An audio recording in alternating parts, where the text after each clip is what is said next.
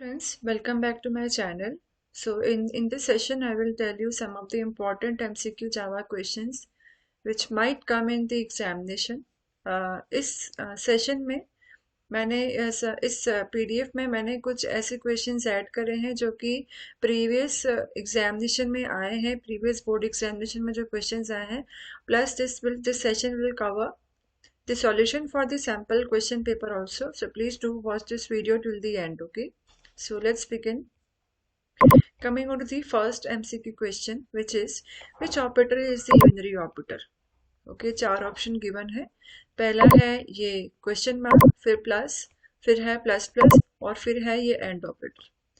तो जैसा कि हम जानते हैं कि ये प्लस प्लस तो होता है, ये जो क्वेश्चन मार्क वाला साइन है इसे हम टर्नरी ऑपरेटर कहते हैं. मतलब तीन ऑपरेंड के बीच में जो ऑपरेटर काम करता है उसे हम कहते हैं टर्नरी ऑपरेटर. ये जो प्लस है ये अरिथमेटिक ऑपरेटर है जो कि बाइनरी ऑपरेटर भी है. प्लस प्लस ये है इंक्रीमेंट ऑपरेटर और ये जो प्लस प्लस है ये क्या है, यूनरी ऑपरेटर. मतलब ये प्लस प्लस किसी एक ऑपरेंड के साथ में काम करेगा. तो ये जो होगा ये क्या हो जाएगा, this will be the correct answer. Option number C is the unary operator. Question number second पे आते हैं. Memory capacity of long in bytes. Okay, तो लॉन्ग का साइज जो होता है वो सबसे ज्यादा होता है, वो क्या होता है, 8 बाइट होता है. तो इसका आंसर जो होगा वो होगा option number C, 8 byte. Out of which of the following which is the separator. मतलब ये चारों ऑप्शन में से सेपरेटर कौन सा है. देखिए, पब्लिक जो होता है वो तो एक एक्सेस स्पेसिफायर होता है. ये ए एक वेरिएबल है, मतलब ये हो जाएगा एक आइडेंटिफायर. इक्वल टू मतलब ये इक्वल टू साइन क्या है, ऑपरेटर है. और ये जो कर्ली ब्रेसेस है ये क्या हो जाएंगे, separator. So answer D will be the correct option. So this curly bracket is the what, separator. Give the output of the following. Okay, तो ये इस इक्वेशन का हमें आउटपुट फाइंड आउट करना पड़ेगा. तो इसका देखते हैं हम. देखिए, string p is equals to 20 and q is equals to 19. मतलब p में 20 है और q में 19 है और p and q both are type of what, string. अब हमने क्या किया है, दो वेरिएबल लिए हैं, एक है a और दूसरा है b.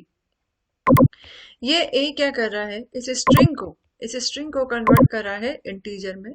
मतलब ये 20 कहां पर आ गया, इस a में आ चुका है. Okay, and then integer dot value of, मतलब इसकी वैल्यू जो भी है, क्योंकि जो वैल्यू जो भी है वो किस में आ जाएगी, इस b में आ जाएगी. ओके, अब a और b की वैल्यू यहाँ पे हम प्रिंट करवा रहे हैं. तो देखिए, a और b में क्या वैल्यू थी, 20 था और 19 है ना. p की जो वैल्यू है जो स्ट्रिंग फॉर्मेट में था उसको हमने किस में कन्वर्ट कर दिया, इंटीजर में, है ना. और q की वैल्यू जो कि अगेन स्ट्रिंग फॉर्मेट में था वो किस में कन्वर्ट हो गया है, इंटीजर में. मतलब 20 and 19 will be the output. So 2019 is the correct answer. Okay, coming on to the next question. Java expression of the following. मतलब इस एक्सप्रेशन को मुझे जावा के एक्सप्रेशन में कन्वर्ट करना है. तो हम कैसे करेंगे, absolute of x square plus 2xy. Okay, तो यहाँ पे हमारा कौन सा फॉर्मूला रहेगा, देखो एब्सोल्यूट है मतलब नैथ डॉट abs है ना. Then x multiplied by x plus 2 multiplied bye x multiplied by x. ये फर्स्ट ऑप्शन है. Second option is math dot ceil x multiplied by x plus 2 multiplied bye x multiplied बाय y. तो जैसा कि हम जानते हैं ये जो है ये एब्सोल्यूट साइन है, तो डेफिनेटली इसे मैथ डॉट एबीएस फॉर्मूला ही यूज होगा. तो इस क्वेश्चन का ये वाला जो फर्स्ट ऑप्शन है ये क्या है, ये करेक्ट है. Now which of the following are the valid comment, / asterisk then comment then asterisk then / then this then this. तो इसमें जो करेक्ट ऑप्शन है वो ये वाला है ना. यही वाला जो है हमारा करेक्ट ऑप्शन. जैसे कि अगर हम ब्लूजे भी ओपन करते हैं, देखिए मैंने अगर कोई सा भी फॉर एग्जांपल नई क्लास बनाई है, मैंने क्लास का नाम यहाँ पर ए दिया है. तो यहाँ पर देखिए प्रोग्रामिंग के पहले ही एक कमेंट सेक्शन आ जाता है. तो ये डॉक्यूमेंटेशनल कमेंट है और अगर मैं इसको ऐसे लिख दूं तो ये क्या हो जाएगा, ये मल्टी लाइन कमेंट हो गया है ना. तो इन सभी में जो करेक्ट कमेंट को लिखने का तरीका है वो ये वाला है. This is the correct answer. Okay, so now question number 8. Operator with the higher precedence are evaluated before the operators with relatively lower precedence. Arrange the operator given below in the order of higher precedence to the lower precedence. Okay, मतलब ये यहाँ पर ये दिया है हमें इसको higher to lower precedence operator में के sequence में लिखना है. तो पहले है and, modulo, रिलेशनल ऑपरेटर है ग्रेटर देन इक्वल टू और फिर यूनरी ऑपरेटर है प्लस प्लस. इसके अगर हम टेबल को चेक करें तो यहाँ पर आप देखेंगे कि सबसे टॉप पर क्या आता है, प्लस प्लस आता है ना. तो सबसे पहले क्या आना चाहिए, प्लस प्लस आना चाहिए, है ना. फिर क्या गिवन है, मॉड्यूलो और ग्रेटर देन इक्वल टू. देखते हैं दोनों में से बड़ा क्या है. तो मॉड्यूलो जो है वो उसके बाद में आएगा. देखिए मॉड्यूलो, फिर आएगा ग्रेटर देन इक्वल टू और फिर लास्ट में क्या आ जाएगा, एंड ऑपरेटर आ जाएगा. देखिए फिर क्या आ जाएगा, एंड ऑपरेटर आ जाएगा, है ना. तो इसके अकॉर्डिंग देखिए ये छोटा है. तो मतलब सबसे टॉप पर क्या आना चाहिए, सबसे टॉप पे प्लस प्लस, फिर आना चाहिए मॉड्यूलो, फिर आना चाहिए ग्रेटर देन इक्वल टू का साइन, है ना, और फिर आना चाहिए एंड. तो उसके अकॉर्डिंग जो क्वेश्चन जो ऑप्शन नंबर 4 ये थर्ड वाला है ये करेक्ट हो जाएगा. मतलब fourth plus plus, then second modulo, then third greater than equal to and then and is this AND operator. So option number third is the correct answer for this question. Coming on to the next question, what is the final value stored in the variable x? Okay, हमें output मतलब find out करना है. तो देखते हैं इसका answer क्या होना चाहिए. देखिए a में stored है -8.35, है ना. a में क्या stored है, -8.35. अब इस a को x में डाला है. अब यहाँ पे दो फॉर्मूले लगे हैं.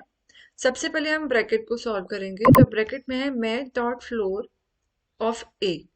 मैथ डॉट फ्लोर क्या करता है कि मिनिमम वैल्यू को शो करता है, मतलब नियरेस्ट मिनिमम वैल्यू. ए में क्या स्टोर्ड है, -8.35. तो इसका नियरेस्ट मिनिमम वैल्यू क्या होना चाहिए, -9 होना चाहिए. और वहीं अगर ये 8 पॉजिटिव 8.35 होता तो इसका मिनिमम वैल्यू हमारा मतलब यहाँ पर क्या हो जाता है, ये हो जाता है 7. ठीक है. तो क्योंकि ये नेगेटिव है तो मैथ डॉट फ्लो डिस्प्ले करेगा -9, है ना. इसको हम सॉल्व करके भी देख सकते हैं. देखिए ये है मैथ डॉट फ्लोर ऑफ ए. यहाँ पे क्या गिवन है, -8.35, है ना. तो मैथ डॉट फ्लोर क्या करेगा, मिनिमम वैल्यू मतलब शो करेगा. तो -8 क्योंकि ये नेगेटिव नंबर है तो यहाँ पर -8.35 का मिनिमम वैल्यू हो जाएगा -9. और -9 का एब्सोल्यूट वैल्यू क्या हो जाएगा, 9. ठीक है. तो ये हमारा फर्स्ट ऑप्शन जो होगा वो करेक्ट आंसर हो जाएगा. Okay. Coming on to the next question, name the type of error in the statement given below. Okay. तो INT R is equals to 100/0. तो ये एक इक्वेशन गिवन है, R is equals to 100/0. देखिए अगर आप किसी भी नंबर को जावा में 0 से डिवाइड करेंगे तो डेफिनेटली आपके पास जो एरर आएगी वो होगी रन टाइम एरर. तो second option is the correct answer for this question. Okay. Now coming to this question, ये फिलअप्स है. तो dash allows a class to use the property and method of the another class. मतलब एक class की property को आप second class में आपको डालना है. तो उस कॉन्सेप्ट का नाम क्या होता है, इनहेरिटेंस. इनहेरिटेंस का मतलब ये होता है कि whenever you want to use the property of one class to another, then this concept is called as inheritance. Okay. Now second option, number of byte occupied by the char data type is. मतलब character का size क्या होगा bite के form में, तो definitely वो क्या होगा, 2 बाइट होगा. सो option number third is the correct answer. ठीक है. Dash is called an instance of A class. तो क्लास का इंस्टेंस क्या होता है, object. So option number 1 is the correct answer for the class का instance is the object. Now dash are the words which has a special meaning. तो वो क्या हो जाएंगे, keyword. keywords are the words which are having the special meaning. देखिए आप ना ये एक एग्जाम्पल देखिए. कीवर्ड का बहुत ही इजी सा फंडा होता है. कई स्टूडेंट्स कहते हैं कि मैडम क्या हम इसे लर्न करें कीवर्ड्स को. So no need to learn the keyword. देखिए वो वर्ड जो आपने नहीं बनाया है वो सारे क्या है, कीवर्ड है. जैसे कि इस प्रोग्राम में देखिए पब्लिक और क्लास, ये जावा ने आपको खुद दिया है.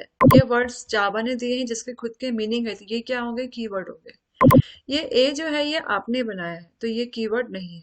अब देखिए प्राइवेट आईएनटी, तो private INT are also the words given by the Java, तो ये भी क्या हो गया, कीवर्ड हो गया। और ये एक्स आपने क्रिएट किया है तो ये क्या हो गया, नॉर्मल वेरिएबल हो गया। पब्लिक ए, तो ये ए क्या है, कंस्ट्रक्टर है यहाँ पर, क्योंकि क्लास का नाम और मेथड का नाम सेम है, तो ये कीवर्ड नहीं है। लेकिन पब्लिक क्या है, कीवर्ड है, मतलब वो सारे वर्ड्स जो कि जावा ने आपको दिया है उसे हम क्या कहेंगे, कीवर्ड कहेंगे। इसीलिए क्या कहते हैं, keywords are the word which has an special meaning, मतलब जिसका खुद का अपना एक रोल हो उसे हम क्या कहते हैं, कीवर्ड कहते हैं।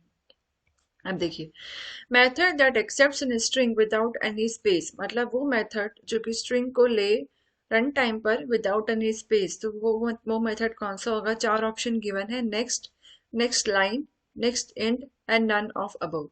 इसका करेक्ट आंसर होगा नेक्स्ट मेथड। नेक्स्ट मेथड जो होता है वो स्ट्रिंग को लेता है बिना किसी स्पेस के। इसका मतलब ये हुआ, देखिए अगर फॉर एग्जांपल मैंने यहाँ पर टाइप किया है हेलो हाउ आर यू, तो अगर मैं ये जो है ये स्टेटमेंट है मैं यूजर से लेना चाहती हूँ रन टाइम पर, और अगर मैंने यूज किया है नेक्स्ट मेथड तो ये पॉसिबल नहीं होगा, क्योंकि नेक्स्ट मेथड जो होता है वो किसी भी स्पेस को एक्सेप्ट नहीं करता है। मतलब नेक्स्ट मेथड जो होगा वो सिर्फ इस हेलो को लेगा और इस हाउ आर यू को नहीं लेगा। ठीक है, तो यही डिफरेंस होता है नेक्स्ट और नेक्स्ट लाइन का। नेक्स्ट लाइन जो होता है वो आपके स्टेटमेंट को स्पेस के साथ में एक्सेप्ट करता है, लेकिन नेक्स्ट जो होता है वो स्पेस को एक्सेप्ट नहीं करता। मतलब जैसे ही कोई स्पेस आता है तो स्पेस के बाद के जितने भी लेटर्स होते हैं वो यूजर से नहीं लेता है। इसीलिए इसका जो करेक्ट आंसर होगा वो नेक्स्ट होगा, क्योंकि next method accept string without any space, मतलब अगर आप नेक्स्ट मेथड का यूज कर रहे हैं तो आप स्पेस को एंटर नहीं करवा सकते। अगर आपको स्पेस के सामने किसी स्ट्रिंग को डालना है तो उसके लिए you will have to go for the next line method. Okay, now keywords to make a variable as a class variable. देखिए कोई भी क्लास को, अगर किसी वेरिएबल को अगर आपको क्लास के वेरिएबल बनाना है तो आपको उस वेरिएबल के आगे लिखना पड़ता है static. So option number first is the correct answer. देखिए यहाँ पर तीन ऑप्शन है, पहले में स्टैटिक का एस स्मॉल है, फिर स्टैटिक का एस कैपिटल है। तो देखिए स्टैटिक का एस हमेशा स्मॉल आता है क्योंकि ये एक क्लास नहीं है। हमेशा याद रखिए जावा में अगर किसी भी लेटर का नाम, किसी भी वर्ड की फर्स्ट लेटर अगर कैपिटल में है तो समझ जाइए कि वो एक क्लास है, क्योंकि स्टैटिक क्लास नहीं है, इट इज अ कीवर्ड, इसलिए हमने यहाँ पे स्मॉल एस का ही यूज करना है। तो अगर किसी वेरिएबल को you want to make this variable as a class variable then you will have to use what variable as a static. Okay, now intermediate code obtained after the compilation, मतलब देखिए आप जब भी कोई प्रोग्राम को लिखते हो तो वो क्या होता है, वो आप लिख रहे हो, इसलिए हम इसे क्या कहते हैं, सोर्स कोड कहते हैं।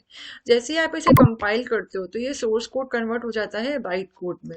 तो इसीलिए कंपाइलेशन के बाद में जो कोड ऑब्टेन होता है उसे हम क्या कहते हैं, byte code. So option number second is the correct answer.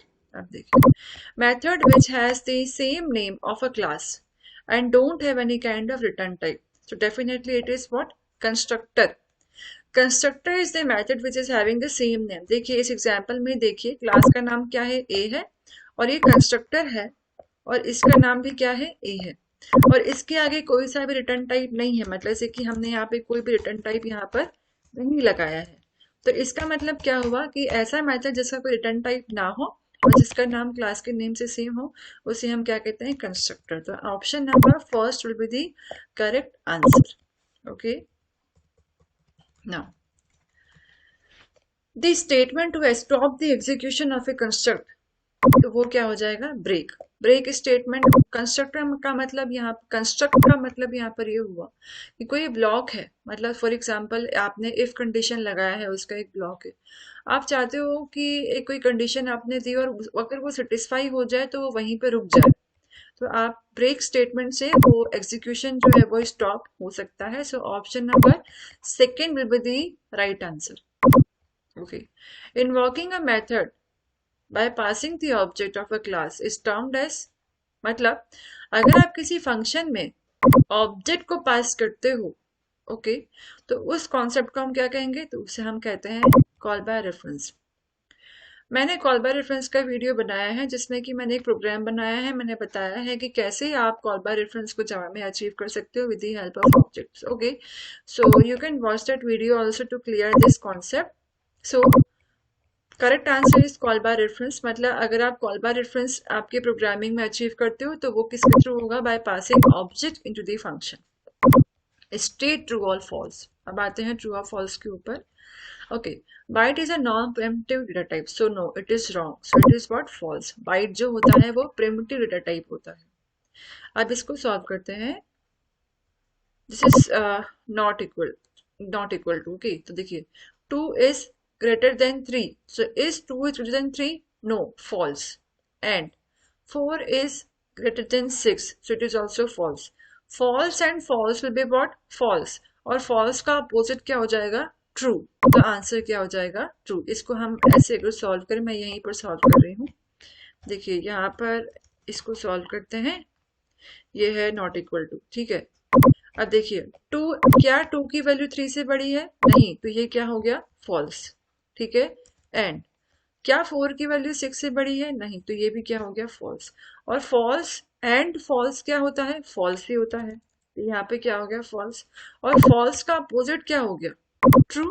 तो आंसर क्या होना चाहिए आपका, true. So option number first is the correct answer. D option पे आते हैं। The default statement is option in switch case, yes. अगर आप स्विच केस में डिफॉल्ट स्टेटमेंट नहीं भी लगाओगे तो भी कोई एरर नहीं आएगी, तो इसका आंसर भी क्या हो जाएगा, ट्रू हो जाएगा। Choose the odd one. Encapsulation, data abstraction, portable, polymorphism. तो देखिए encapsulation, abstraction, polymorphism, all these three are the concepts of the object oriented programming. तो ये तो तीनों ठीक है, लेकिन पोर्टेबल जो है ये गलत हो जाएगा, तो ये हो जाएगा हमारा ऑड वन हो जाएगा। नाउ ये भी ऑपरेटर है, ये भी ऑपरेटर है, ये चारों ऑपरेटर है, लेकिन ये ग्रेटर देन, ये लेस देन और ये इक्वल टू, ये क्या है, रिलेशनल ऑपरेटर है, और ये जो होगा logical. This third option will be the odd one, ठीक है। Now return, break, continue, system dot exit zero. देखिए रिटर्न, ब्रेक, कंटिन्यू तो ठीक है, लेकिन सिस्टम डॉट एग्जिट जीरो जो है वो अलग जा रहा है, इसलिए this will be the odd one. Now int, double, char, string.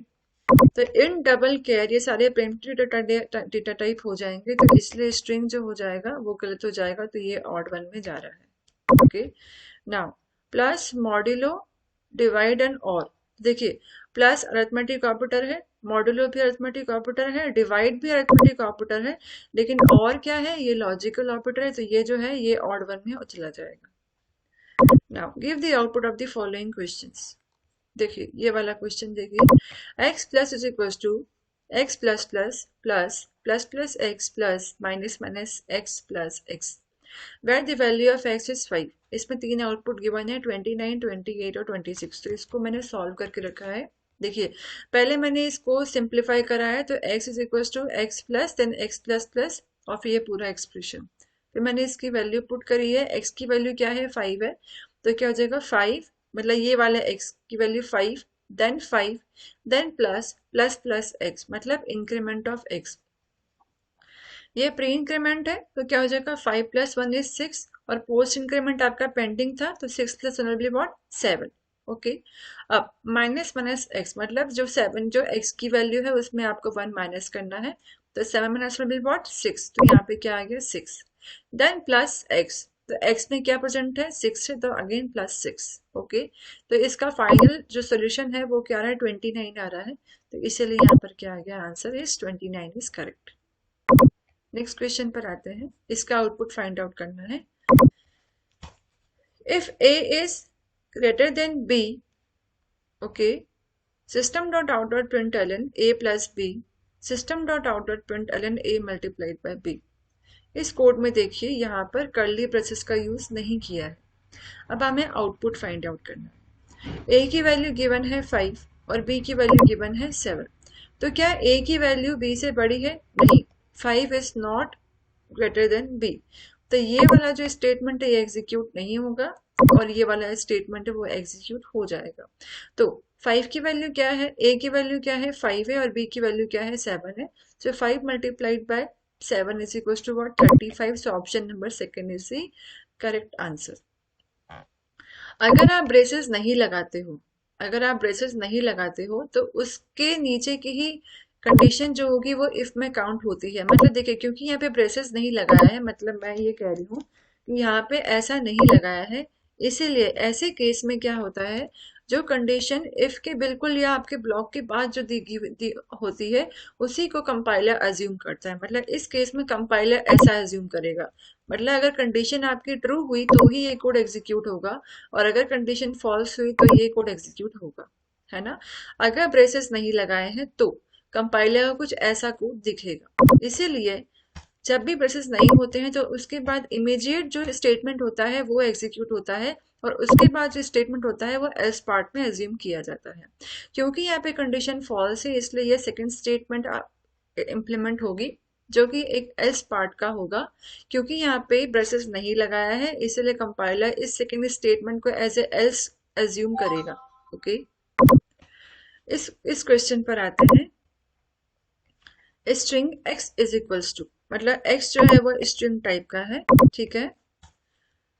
x is equals to a is greater than 90, मतलब अगर a की जो वैल्यू है वो 90 से बड़ी हुई, है ना, a की जो वैल्यू है अगर वो 90 से बड़ी हुई तो प्रिंट हो जाए एक्सीलेंट, नहीं तो क्या प्रिंट हो जाए, बेस्ट। ये टर्नरी ऑपरेटर के थ्रू इम्प्लीमेंट हुआ है। देखते हैं a की वैल्यू क्या है, 90 है, तो इट इज करेक्ट। मतलब a is greater than equal to, मतलब a की वैल्यू या तो 90 हो या 90 से बड़ी हो। तो हाँ, a की वैल्यू 90 है, इसलिए पहला कंडीशन ट्रू हुआ, इसलिए क्या प्रिंट होना चाहिए, excellent. So option number second is the correct answer for this question. ये वाला क्वेश्चन देखते हैं। इसमें भी आपको आउटपुट फाइंड आउट करना है। स्विच एक्स की वैल्यू गिवन है कैपिटल ए, है ना। कंपेयर करते हैं, क्या ये कैपिटल ए केसेस में गिवन है, मतलब ये एक्स में क्या है, यहाँ पर क्या आ गया है, कैपिटल ए आ गया है। अब देखिए यहाँ पे भी स्मॉल ए है, मतलब ये केस भी एग्जीक्यूट नहीं होगा, ये भी नहीं एग्जीक्यूट होगा, और ये भी एग्जीक्यूट नहीं होगा, क्योंकि ए बी सी ये तीनों क्या है, स्मॉल में है। हमें तो क्या चाहिए, कैपिटल ए का केस चाहिए, क्योंकि कैपिटल ए का कोई केस प्रेजेंट ही नहीं है, इसलिए क्या होगा, एग्जीक्यूट डिफॉल्ट केस होगा। और डिफॉल्ट में क्या प्रिंट करवा रहे हैं हम लोग, सक्सेस प्रिंट करवा रहे हैं, इसलिए इसका आउटपुट क्या आ जाएगा, third one, which is what, success. Okay, now option number, question number this one, इसका भी we have to find out the output. Okay, so n is equals to, देखिए n is equals to 1000। Okay, मतलब n की value क्या given है, 1000 given है। While n is greater than 10, मतलब n की वैल्यू अगर 10 से बड़ी हुई तो ये ऑपरेशन एग्जीक्यूट हो जाए और n की वैल्यू प्रिंट हो जाए। हमें ये कोड को इम्प्लीमेंट करवाना है। क्वेश्चन है, how many times loop is executed and what is the output. देखते हैं इसको कैसे सॉल्व करेंगे। देखो n की वैल्यू क्या है, 1000 है ना, तो 1000 इज ग्रेटर देन 10। ओके, तो मतलब क्या हो जाएगा, हम अंदर आ जाएंगे लूप के, क्योंकि 1000 की वैल्यू 10 से बड़ी है और ये एग्जीक्यूट होगा। तो n is equals to 1000 divide by 10। Okay, तो आंसर क्या आ जाएगा आपका, 100। आंसर क्या आ जाएगा आपका, 100, मतलब एक बार आपका लूप जो है वो एग्जीक्यूट हो गया, है ना। अब दोबारा से क्या 100 की वैल्यू, ये मेरा क्या है, n है, तो क्या 100 की वैल्यू 10 से बड़ी है, हाँ अभी भी बड़ी है, तो दोबारा से हम ये लूप को एग्जीक्यूट करेंगे। तो n बाय 10 मतलब 100 by 10 is equals to what, क्या आ जाएगा, 10। अब आउटपुट क्या आएगा, n में अब क्या नई वैल्यू आ गई है, 10। अब देखिए दोबारा से देखेंगे, क्या 10 की वैल्यू 10 से बड़ी है, नहीं। तो इसके अकॉर्डिंग लूप हमारा कितनी बार एग्जीक्यूट हुआ है, 2 बार एग्जीक्यूट हुआ है, और हमारा आउटपुट क्या आ रहा है, 10 आ रहा है। तो देखते हैं इसके option C, loop is executed 2 time and the output is 100, wrong. Loop is executed 3 time and the output is 10, wrong. Loop is executed 2 time and the output is 10. So this is the correct answer. क्यों, क्योंकि final answer आपका क्या आया था, 10 आया था, और आपका लूप कितनी बार एग्जीक्यूट हुआ है, 2 बार हुआ है। So option number 3 will be the correct answer. अब ये वाला क्वेश्चन देखते हैं। INT RES is equals to A, मतलब RES कोई वेरिएबल है जिसके अंदर एक अल्फाबेट स्टोर हुआ है ए, है ना। अब देखते हैं, लेकिन ये जो आर ई एस है वो किस टाइप का है, इंटीजर टाइप का है। तो यहाँ पे क्या है, देखिए कन्वर्जन होगा, ये ए जो है इसका इंटीजर वैल्यू, मतलब ए का आस्की वैल्यू क्या है, देखते हैं ए का आस्की वैल्यू क्या है। तो ए का आस्की जो वैल्यू जो होता है, कैपिटल ए का आस्की वैल्यू जो होता है वो होता है 65, देखिए, है ना। कैपिटल ए का आस्की वैल्यू क्या होता है, 65 होता है। इसीलिए आउटपुट जो होगा वो क्या होना चाहिए, 65 होना चाहिए। देखते हैं see, R E S is equal to A, and क्योंकि this R E S is kind of I N T, so output first option will be the correct answer. Now what is the prototype of a function, what is the prototype of function check, मतलब prototype मतलब function का signature, आप function को कैसे लिखेंगे। Of a function check मतलब function का नाम क्या हो गया, चेक हो गया। विच टेक्स एन इंटीजर मतलब वो किस टाइप का डेटा एज एन आर्ग्यूमेंट लेगा, इंटीजर टाइप का, okay, integer as an argument, and returns a character, and returns a character. देखिए इसको हम लोग सॉल्व करके देखते हैं। देखिए क्वेश्चन में है, write a prototype, write a prototype of a function check, मतलब फंक्शन का नाम क्या हो गया, चेक हो गया, जिसमें कि एक इंटीजर वैल्यू हम ले रहे हैं, मतलब यहाँ पे एक इंटीजर वैल्यू आ रही है फॉर एग्जांपल, और ये रिटर्न करेगा किस टाइप का डेटा, कैरेक्टर, मतलब इसका रिटर्न टाइप क्या हो गया, कैरेक्टर, है ना। तो आपका आउटपुट क्या हो गया, char check I N T X, ठीक है, इसका आंसर क्या हो गया, ये वाला हो गया, char check I N T. देखिए रिटर्न ए है, ए कैरेक्टर, इसलिए ठीक है, तो इसका थर्ड ऑप्शन करेक्ट होगा। Now give the output of the following math dot floor -4.7, जिससे कि मैंने आपको बताया है मैथ डॉट फ्लोर जो होता है ये मैथमेटिकल लाइब्रेरी फंक्शन होता है जो कि मिनिमम वैल्यू को शो करता है। तो -4.7 का और मिनिमम वैल्यू क्या हो जाएगा, -5 हो जाएगा, इसलिए option number 1 will be the correct answer. Now give the output of the following program segment and also mention how many times the loop will get executed. So now let's find out this code also. देखिए यहाँ पर देखते हैं, ये थोड़ा tricky question है लेकिन बहुत इजी है, इसका हमें आउटपुट फाइंड आउट करना है। आई एक वेरिएबल लिया है i is equals to 5, i is greater than 10, i plus plus, है ना। यहाँ पर भी ब्रेसेस नहीं लगाए हैं, मतलब कंपाइलर कैसे एज्यूम करेगा, वो सिर्फ फर्स्ट स्टेटमेंट को ही काउंट करेगा, मतलब कंपाइलर के लिए कुछ ऐसा कोड बन गया है ना। देखिए आई की वैल्यू क्या है, 5 है, और कंडीशन क्या गिवन है, I should be greater than 10, लेकिन आई की वैल्यू तो 5 है, मतलब आई की वैल्यू 10 से बड़ी नहीं है, इसका मतलब ये लूप एग्जीक्यूट ही नहीं होगा, ये लूप एग्जीक्यूट ही नहीं होगा, और सीधे कंपाइलर लूप के बाहर आ जाएगा। और लूप के बाहर क्या प्रिंट हो रहा है, i मल्टीप्लाइड बाय 4, मतलब i की वैल्यू क्या थी, 5, तो 5 multiplied by 4 is equals to what, 20। तो इस क्वेश्चन में आपका लूप जो है वो 0 टाइम एग्जीक्यूट हुआ है, क्योंकि आपकी कंडीशन पहले ही रॉन्ग हो गई है, इसीलिए यहाँ पे आउटपुट क्या आ जाएगा, 20 आ जाएगा, और साथ में लूप एग्जीक्यूट होगा कितने number time, 0 number of time. तो option number third will be the correct answer. देखिए हमें कंफ्यूज नहीं होना है, जब भी आपके सामने कुछ ऐसा क्वेश्चन आए कि वहां पे ब्रेसेस नहीं लगे हों, तो सिंपल आप क्या करो, आप ये अज्यूम करो कि बस आपको पहला स्टेटमेंट ही उस लूप का या कंडीशन का आपको पार्ट लेना है, और सेकंड जो स्टेटमेंट है वो आपके लूप के बाहर काउंट होगा, ठीक है। तो क्योंकि यहाँ पे कंडीशन ही रॉन्ग है, इसलिए लूप ही एग्जीक्यूट नहीं होगा, और लास्ट स्टेटमेंट जो है वो प्रिंट हो जाएगा। ये फिलअप है question number 7। Dash and dash are the two ways of invoking a function. Function को इन्वॉक करने के लिए दो तरीके होते हैं, call by value and call by reference. तो यहाँ पर क्या जाएगा, call by value and call by reference, okay. Now, coming on to the next question. Give the output of the following segment and also mention the number of time loop is executed. ये भी same question है, हमें पता करना है कि ये loop कितनी बार एग्जीक्यूट होगा। तो देखते हैं ये कितनी बार एग्जीक्यूट होगा, देखिए ये हमारा क्वेश्चन है। इंट ए बी, दो वेरिएबल है ए और बी। ए की वैल्यू है 6, बी की वैल्यू है 4। कंडीशन गिवन है A should be less than equal to 24। ठीक है, तो ए की वैल्यू 6 है, तो 6 is less than equal to 24, मतलब ये लूप जो है वह एग्जीक्यूट हो जाएगा।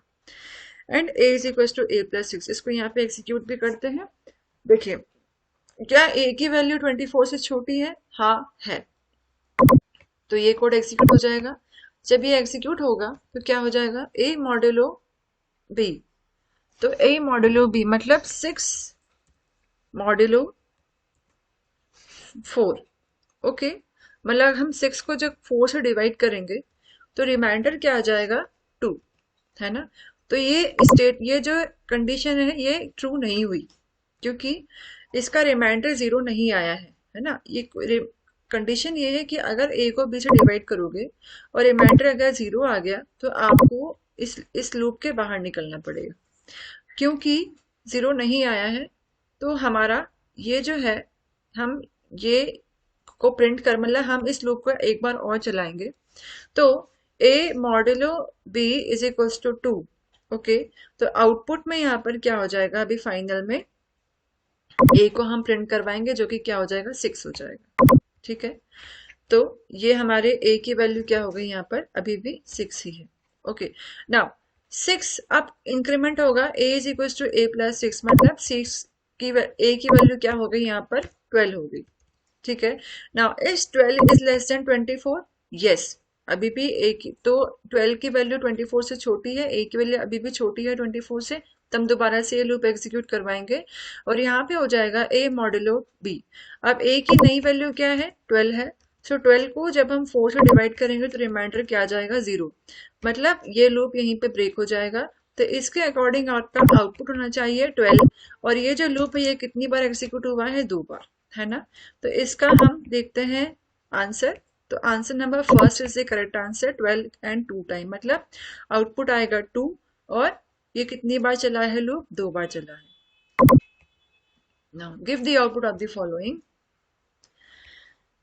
कैर C H is equal to F, मतलब एक वेरिएबल है सी एच जो कि किस टाइप का है? कैरेक्टर टाइप का है, और इसमें एक लेटर प्रेजेंट है एफ। ठीक है, कोई प्रॉब्लम नहीं है। तो सी एच में क्या प्रेजेंट है? एफ, कैपिटल एफ प्रेजेंट है।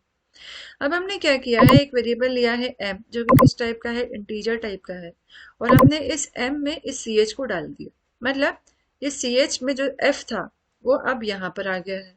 अब क्योंकि ये f जो है, f किस में आ गया है? ये m में आ गया है, और ये m किस टाइप का है? इंटीजर टाइप का, मतलब इस f को हमें कन्वर्ट करना पड़ेगा इसके करस्पॉन्डिंग इंटीजर में। तो देखते हैं f का इंटीजर फॉर्मेट क्या होगा आज के टेबल में। देखिए capital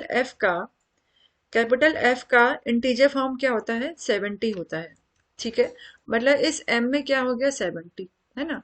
and m is equal to m plus 5, मतलब क्या हो जाएगा? 75। देखिए मैं सॉल्व करके बताती हूँ। यहाँ पे c is equal to f, और f की आज की वैल्यू क्या है? 70, तो ये m में क्या चली गई? m इज इक्वल टू 70, है ना। Now m is equal to m plus 5, मतलब 70 प्लस 5 कितना हो जाएगा? 75, है ना।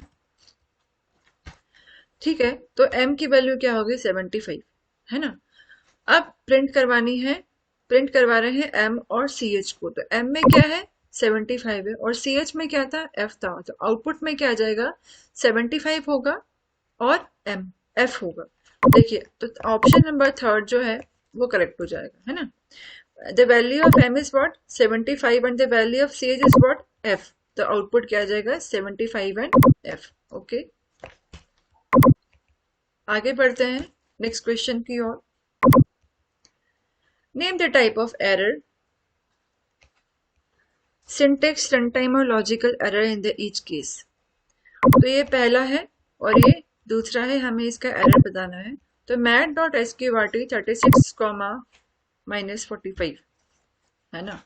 तो स्क्वायर रूट निकालना है 36 का और -45 का। तो देखिए यहाँ पे स्क्वायर रूट निकाल रहे हैं, ठीक है, लेकिन -45 मतलब ये क्या हो गई? नेगेटिव वैल्यू हो गई, और क्योंकि ये नेगेटिव वैल्यू होगी तो यहाँ पे 0 वैल्यू ऑब्टेन होगी, मतलब 0 पॉइंट समथिंग में वैल्यू ऑब्टेन होगी।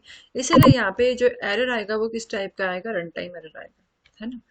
और यहाँ पे है I N T A comma, sorry I N T A semicolon B semicolon C, तो इसके अकॉर्डिंग ए तो डिक्लेयर हुआ है लेकिन बी और सी को यूजर ने डिक्लेयर नहीं किया है, इसलिए ये जो है ये सिंटेक्स एरर है, तो इसलिए आउटपुट में क्या आ जाएगा, सिंटेक्स एरर आ जाएगा। So friends, this was all about the important MCQ questions for the first trimester examination of Java. I hope this session will be helpful to you. Very soon I release the MCQ question for each and every chapter which are going to come into the examination. So thank you.